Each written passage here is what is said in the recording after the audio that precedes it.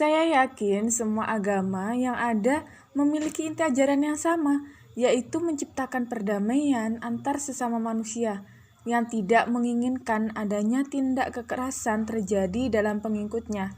Hanya saja, belakangan ini mungkin banyak di antara kaum yang beragama belum memahami inti ajaran agama dengan baik, sehingga menimbulkan tindak kekerasan dengan mengatasnamakan agama oleh oknum atau kelompok-kelompok tertentu.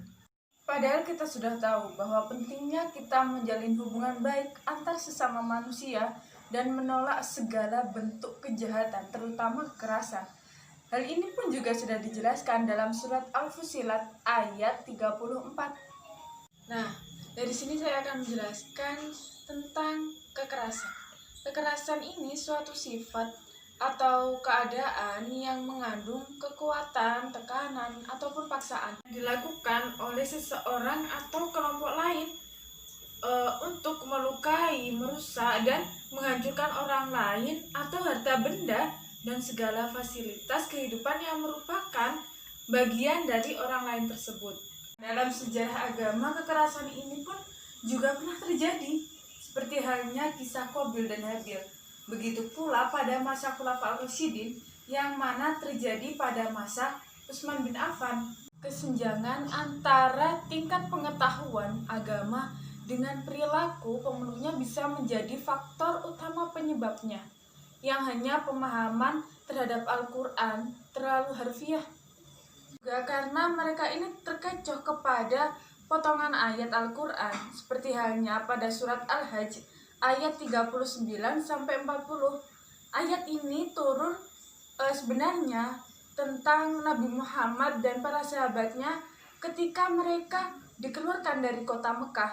Nah, sebagaimana yang dijelaskan oleh Al-Aufi berkata dari Ibnu Abbas, pun juga dapat terjadi dalam dunia perpolitikan, yang mana hubungan politik dan agama sebenarnya ini sangat baik apabila dalam negaranya melakukan atau menjalankan sistem agama dan politik menjadi satu.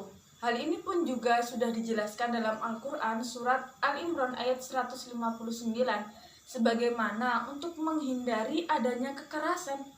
Hal ini pun juga sama dijelaskan dalam surat Asy-Syu'ara ayat 38. Mengambil keputusan, baik itu keputusan kecil maupun besar, kita dianjurkan untuk melakukan musyawarah untuk menyelesaikan masalah-masalah tersebut. Adanya hal itu, maka semua akan tercipta keadilan, baik itu keadilan individu maupun keadilan secara sosial, yang mana nantinya tidak ada rasa diskriminasi yang mana memicu kekerasan antar individu ataupun kelompok.